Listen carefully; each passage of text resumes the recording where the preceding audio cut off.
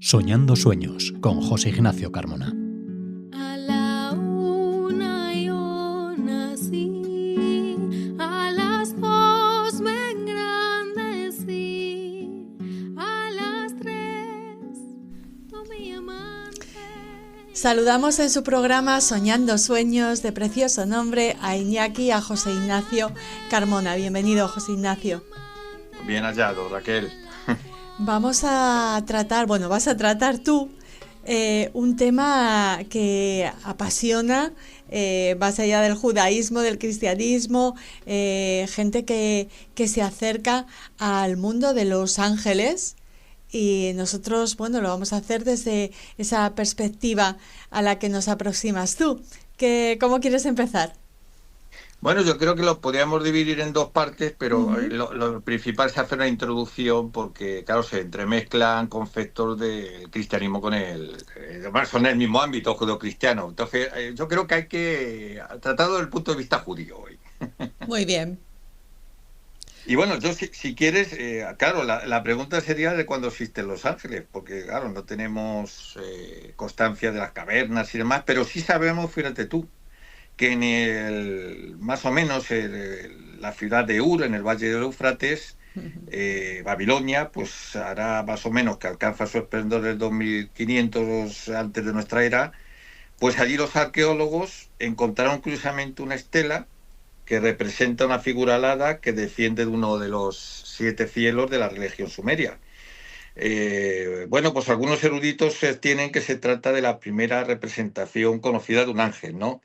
Hay otros precursores, gigantescos grifos, alados de Mesopotamia, la pintura de una tumba egipcia que representa a Isis, en fin. Pero por llevarlo al contexto que a mí me interesa y a nosotros nos interesa, que es el puramente judío, hay que decir que la creación, Raquel, está formada por dos partes básicas, que es la física y la espiritual. La parte física, que es la que experimentamos con nuestros sentidos, y a su vez se divide en un mundo superior y otro inferior. El superior sería los cuerpos celestes, el inferior la tierra, el agua, el aire y todo lo que se contiene, ¿no? Y después está la parte espiritual, que consiste en todas esas entidades que no son físicas, que no pueden ser detectadas por nuestros sentidos, que se dividen en dos categorías o almas, es decir, dos categorías, que una sería esta distinción, almas y otras seres trascendentales. Las almas serían las entidades espirituales destinadas a entrar en los cuerpos físicos, y los seres trascendentales comprenden una clase de entidades espirituales que no se asocian a cuerpos físicos, ¿no? Pues también se dividen en fuerzas, en ángeles. Las fuerzas serían como ramificaciones de todo lo creado. Y luego hay otra que es intermedia entre la espiritual y la física, que está formada por entidades también que no pueden detectarse y que están limitadas, ¿no? Que son, más o menos, serían clase angelical, tienen atributos específicos, pero limitaciones, que son los Edim. Los Edim o demonios que hay que decir que el relato de la caída de los ángeles no figura en el Talmud ni en la literatura midrásica, la demonología rabínica sí nos habla de Sedim, Mafiquín, que sean daninos, ruín, malos espíritus y toda una suerte de ángeles de la destrucción que habitarían en el norte de la tierra. Decir que sí, que la Edad Media judía, que comienza desde la diáspora, o si se quiere, desde la época rabínica, pues en la religión hebraica los ángeles aparecen como intermediarios entre Dios y el hombre. En el Antiguo Testamento hay breves alusiones que se desarrolla, eso sí, en la literatura rabínica posterior. Ángel procedería del griego malak, procedía del griego, que es traducido luego al contexto hebreo, sería malak, serían mensajeros, el cual define una función. Y en el Antiguo Testamento, no se desarrolla la naturaleza angélica, y la angelología hebrea pues es muy heterogénea, no está bien sistematizada, ¿no? Como en el cristianismo. Sí. Pero en general, Malaquín... Sería Malaquín, eso te iba a decir. Eso es, sagrado, ¿no? Y Ruot, espíritus indistintamente, seres que servirían y alaban a Dios, ¿no? Ahí lo encontramos en Isaías, por ejemplo. Pero en el Antiguo Testamento sí que hay vestigios de un politeísmo primitivo, ¿no? Que habla de hijos, de unión de hijos de Dios con hijos de hombres, que, en fin... Lo que sí, Daniel clasifica a los ángeles en el cautiverio de Babilonia, pues se van definiendo con nombres, ¿no? Los ángeles, pues, por ejemplo, tenemos, cuando se les pregunta el nombre, como Sansón le pregunta, dice, ¿para qué pregunta mi nombre? En fin, que es admirable, ¿no? No te lo dicen. Únicamente en 3 casos el ángel tiene nombre propio, que es Gabriel, Micael y Rafael, que son nombres teóforos, es decir, Miguel o Micael se traduciría como Dios, Gabriel como fuerza en Dios, Rafael sería medicina en Dios, en fin. Según el Talmud, eso sí, la jerarquía angelical estaría encabezada por 4 arcángeles, que serían Micael, Gabriel, Uriel y Rafael. Y bueno, el embellecimiento de los ángeles como protectores lo tenemos en el libro de Esther, y donde quiera que Micael aparezca, pues aparece la gloria de la Sequiná, se nos dice todo lo demás.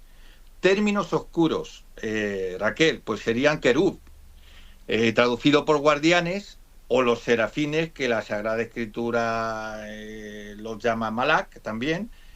Pero esta clasificación es popular, porque tanto querubines como serafines, que pasan al cristianismo como coros angelicales, no tienen nada que ver en el contexto hebreo, no se los define como tales. Claro que las representaciones como niños gorditos son rosados y inofensivos, ¿no? Adorables. Sí.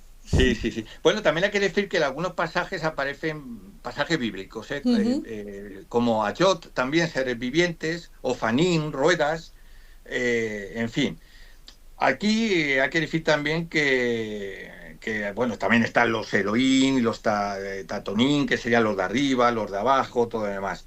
Rafael, como sabes, que es Rafe, viene de curar, de medicina o curar, que es una función, y sobre todo Sandalfón, que es un ángel que está en el árbol, ¿no? Sosteniendo el árbol cabalístico. Y aquí quería llegar y solamente exponer y dejar para otro día un tema de lo que representan en esencia, ¿no? Olvidándonos de todo el contexto que venimos hablando de todo este recorrido, porque las fuerzas conocidas por la Kabbalah, ¿no? Que operan en la naturaleza, son independientes, como sabemos, del tiempo, del espacio, del movimiento, y pueden ser conceptualizadas mejor como impregnaciones constantes o estados del ser. Por eso yo creo que las traducciones, traducción, traición, lo que están aludiendo, y la Cábala más o menos lo podía interpretar mejor, yo les llamo energía maestras a los ángeles, ¿no? Tú sabes que la conciencia, pues la Cábala actúa sobre el pensamiento, lo transforma en inteligencia, energía. Y a través de nuestro particular perfección, pues un nuevo concepto es programado dentro de esa red universal, que a su vez es transmitido pues a la mente de todos nuestros semejantes. Y el instrumento, Raquel, con el cual la conciencia ejecuta ese milagro de interactuar en la creación, se trata del Aleph Bet, que fueron las 22 emanaciones desde el Aleph hasta la Tab, que se nos han sido legadas, ¿no?, como símbolos divinos. Y la naturaleza eterna de su estructura fue revelada cuando las tablas materiales de los 10 mandamientos pues fueron rotas por Moisés. Y por medio de estas 22 impregnaciones, el Eterno pues crea todas las armas. Somos libres de actuar y pensar por los efectos de nuestros pensamientos. Y bueno, somos libres, pero cuidado, también pagamos un precio por ejercer esa libertad, ¿no?, de alguna manera. Y a ver, pues el libro de la formación nos habla de estas inteligencias superiores, y las únicas instrucciones para que tú sabes que para modificar un nuevo organismo sería alterar su ADN, ¿no? Entonces se va transmitiendo por leyes hereditarias, y el Aleph Bet, por hacer un símil, sería el código genético que nos ha sido revelado para interactuar en ese organismo universal, ¿no? Y bueno, pues en el Bereshit también hay que decir que el nivel de inteligencia, energía y fuerza se manifiesta en la creación del hombre. No tiene nada que ver, cuidado, el hombre está por encima de los ángeles. La gente está muy equivocado también. O sea, ellos cumplen su función, pero cuando, por ejemplo, dicen que se reza la Semá, los ángeles quedan callados, porque además la creación de los ángeles pertenece a una fase de la creación inferior, que eso ahí hay mucha confusión, que hay gente que cree que están por encima. Ellos cumplen su función, Y para mí lo más interesante, por definirlo como energías maestras que cumplen funciones, ¿no?, entre nuestras dos partes contrarias que hay que armonizar, estaría en algo que los cabalistas se han devanado los sesos, Raquel, y que para mí está relacionado con las caderas de Jacob, que es la extrañeza de la palabra Macom, lugar. Ujú. Y figúrate, ahora los cabalistas, ese sería el lugar, esa escalera de Jacob, ese Macom, ese lugar, en el cual se debate, ¿no?, nuestro Satán, nuestro enemigo interior, el ángel, sería el Lev, el corazón. Porque la relación entre el corazón y el lugar da 154 por gematría, dice la Cábala, que es el valor del Elohim viviente. Y fíjate que es interesante para el tema de las configuraciones de los ángeles, pero lo que expresan realmente es de la Cábala.